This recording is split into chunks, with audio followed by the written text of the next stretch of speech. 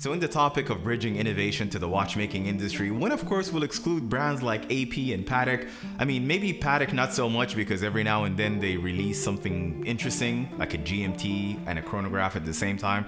But more so when it comes to AP, it's really a shuffle on dial colors, maybe case materials, but the look, everything else is pretty much the same. So if you have one, you don't need the new iterations. This is pretty much, it's like getting iPhone 13 and getting iPhone 14, for example. It's pretty much the same thing. So this is Bulgari's Octo Finissimo Skeleton in ceramic. Of course, keeping up with the theme of making ultra thins, this is really the thinnest case from any watch brand you can find in the industry today. I mean, I say this and I'm aware that Richard Mille had put up that thing, that RM Up 01. It's a really funny name. It's a really funny looking watch as well. To me, it's not a watch, right? Like, I mean, Bloomberg, Forbes, they can say what they want to say, that this is the thinnest watch in the world.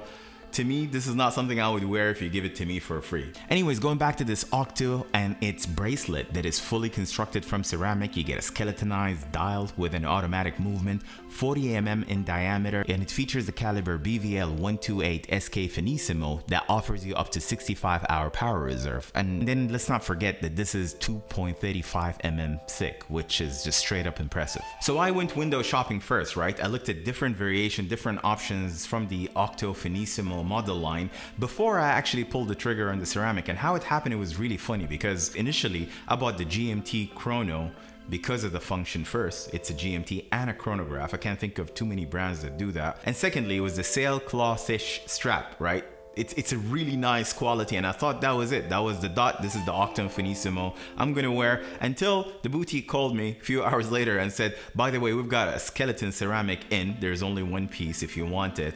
And I went running, begging them to accept the change basically, so I do the switch.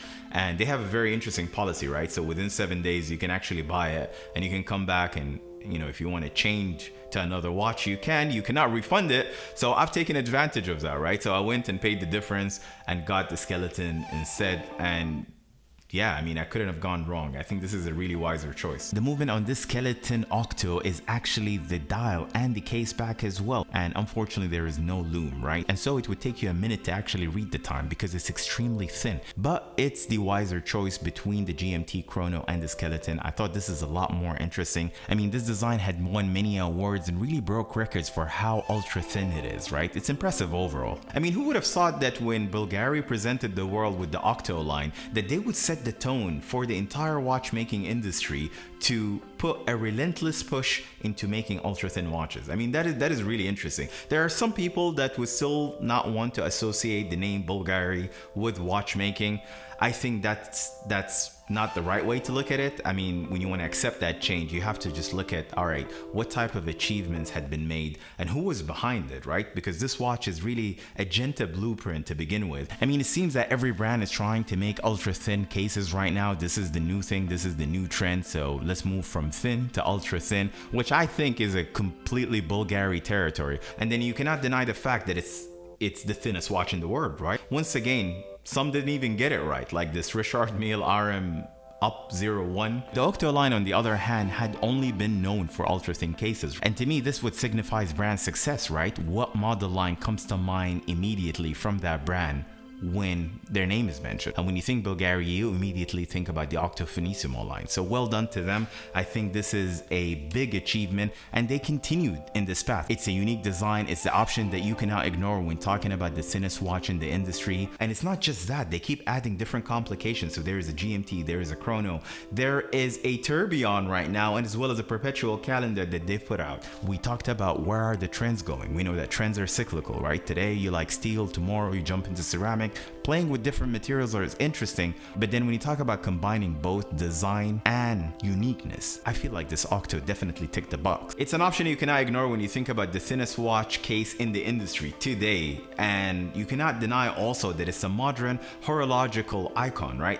These are what these Octo Finissimos are set to be right now. There is nothing next to them, and don't talk to me about Richard Mille. The signature mix of horizontal and vertical lines inspired by the Basilica of Maxentius in Rome, the rotor of engineering on this ultra thin case, this remarkably ultra thin. To me, the Octo Finissimo breaks with convention, right? When you talk about the intersection of those squares and circles for a modern, bold design, this is really a taste of modern architecture. This is what this watch is. Where is it gonna go from here? I think the future is bright. I think they've really set the bar very high up when it comes to ultra thin watchmaking. There is no other brand that competes with the Octo Finissimo in terms of thinness. And if you're interested in watches with a socio-anthropological significance of non-precious metal, this is a great unique design. This one specifically is offered in ceramic, and I think it adds a lot more to its character. And someone told me before that it looks like a Royal Oak, and another person said it looks like a Nautilus. To me, it doesn't strike me as a direct competitor, right? I think it's on a league of its own. It's a unique design language that even if another brand comes today and mimics exactly the same, you will still associate it with Bulgari. And that's what defines brand success, right? Because it's very, very important that when you think about a brand, you're able to associate them to a specific model line. When you think Rolex, you talk about JMTs, Submariners, there's so many there, right? When you talk about AP, it's the Royal Oak. When you talk about Patek Philippe, it's the Aquanauts, it's the Nautiluses, it's the Calatravas. But now, when you say Bulgari, you're definitely talking about the Octo Finissimo line, right? So that's very, very important. That is what defines brand success. And I think they did it in less than a decade, which is very, very impressive. The retail on this Octo Finissimo ceramic skeleton is $28,000, but even a smarter move would be to look for it, to fish for it on the secondary market. You could get lucky paying as low as $13,000. I mean, surely you would miss out on the purchase experience and keeping your name on their record, so you're building a relationship with the brand, so maybe for upcoming future limited editions, you'll be prioritized. But why should you really care when you're saving 50% of the price, right? I mean, I still think that's a win. And while this demand is picking up for these Octos, the real reason for why you would find it half priced is that there is not simply a big buyer market for it, right? It's a specific taste. Today, there's a lot of people that still don't want to read Bulgari on the dial. They don't want to associate Bulgari to watchmaking.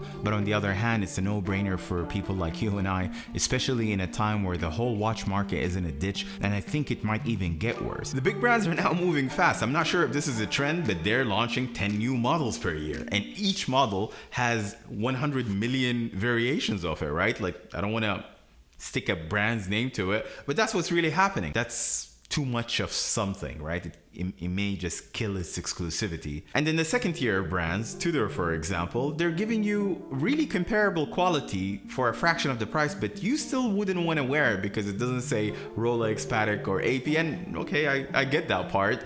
But that, in addition to the economic downturn that we are encountering, we're living right now, and it might even get worse, I think these are just some of the reasons why I feel like there is a second wave for price correction that is going to be coming. Look, a dealer perspective will be different. If you watch YouTube channels for dealers, they'll tell you the market is picking up, etc. And you would hear that and you would genuinely think that the market is picking up. But that's not the case, right? Because from my observation is that no one's buying watches at crazy premiums anymore.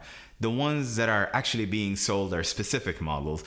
And when I say specific models, I'm not even talking about APs and Nautiluses because those took a major hit. Just look up on Chrono. It's not a good source, but it's a good indication for the current price and what it used to be, say, a few months ago. So that would tell you a lot in terms of, all right, who has the buying power, how much of it is really being displayed, and how does that reflect on the market, right? So will we see these watches on display back again or soon, or what it used to be 4 or 5 years ago? I don't know.